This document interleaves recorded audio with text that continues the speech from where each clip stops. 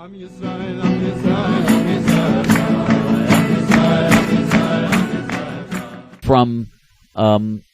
Freddie1SJ. I am a black woman who bathes every single day. I have lived with various white women in college who did not shower daily. Black people are very sanitary, generally speaking. Fact, unquote. Well, let me tell you something. Michelle Obama says that her husband, Barack Hussein Obama, people could look this up on Google. Michelle Obama says her husband, Barack Hussein Obama, is stinky, that he doesn't bathe, that he stinks.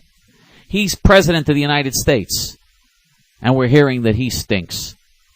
And I just have to say, my experience in life, I have a certain experience from having grown up in New York City with many black people, lived in racially integrated areas, and my experience in the 54 years that I live in this world has not been a good one in that area.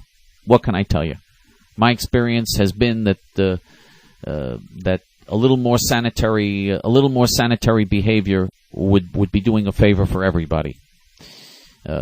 Anyway, next we go to DX0120, who writes, and I quote, "Why should Obama deny his heritage just to pacify a few Afrocentric idiots who never have nor never will visit the home of their ancestry? Obama is half African and half Irish American and proud of both, so why the hell shouldn't he embrace, promote, and be proud of his heritage without apologies?" Unquote. First of all, he's not half Irish. Okay? His mother, his white mother, was mostly English and German. Okay? He has very little Irish heritage in him, but he's saying that because he wants Irish American voters. So that's baloney, number one. Number two, when he ran for president in 2008, you never heard any of this. He was the first black candidate. He wanted to be the first black president. That's all you heard.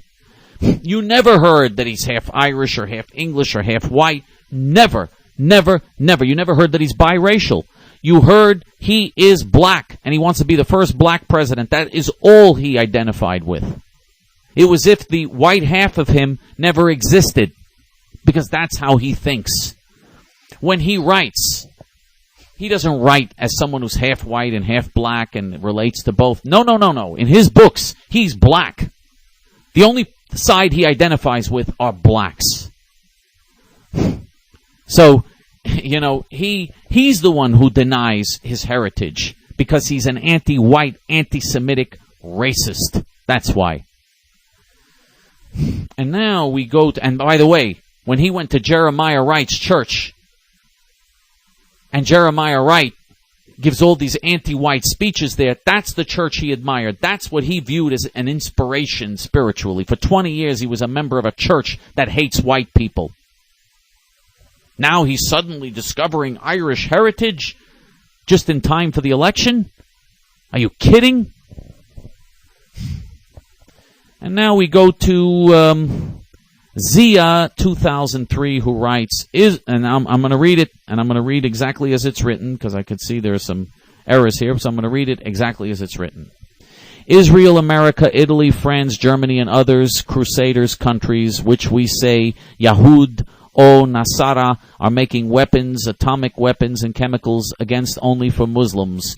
They are killing innocent Muslims, families, majorities of children are killing by Israeli army. All above countries are attacking on Muslims countries, but Arab leaders and armies are silent and spoon and servant of Yahud o Nasara. No Muslims leaders are sincere with Muslim nations. Unquote. Well, you are certainly an expert in the English language. We can see that from your diction, and we can see that also. We can see that from your grammar, actually, from your diction. I can imagine your diction. I can imagine you're probably incomprehensible, but your grammar is certainly outstanding. Apparently, all that petrodollar money wasn't enough for you to hire a good English tutor, or to get good English language lessons. But in any event, when this person says Yahud in Arabic means Jew. So he's basically saying all these countries are controlled by the Jews, And the crusade, what he calls the Crusaders, which is the Christians. He's attacking the Jews and the Christians, and claiming that these countries want to use atomic weapons against the Muslims. Funny, these countries have atomic weapons. Why aren't they using them now against the Muslims? The only people that are trying to acquire atomic weapons to use them and murder millions of innocent people are the Muslim terrorists. They openly say so. Al-Qaeda, Hezbollah, and other Muslim terrorist organizations have openly said that they want atomic weapons to use them to murder millions of infidels, non-Muslim infidels. The Iranian regime has bragged about the fact that they are pursuing nuclear bombs and that the goal of their not to the West. To the West, they don't say this in English, but they've said what their goal is.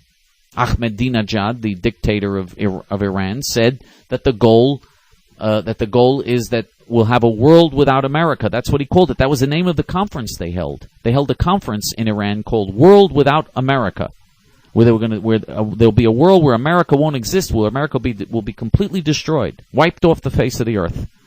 And in the same conference, he also made the speech saying that Israel is going to be wiped off the face of the earth. So it is you, the Muslims. It's amazing, this mirror projection, this projection that they do. This is what evil people do. They project their own evil onto other people.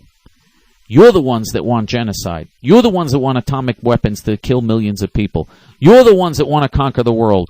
Everything that you want to do, you try to project onto others, onto your victims. It's not going to work with us. We know better.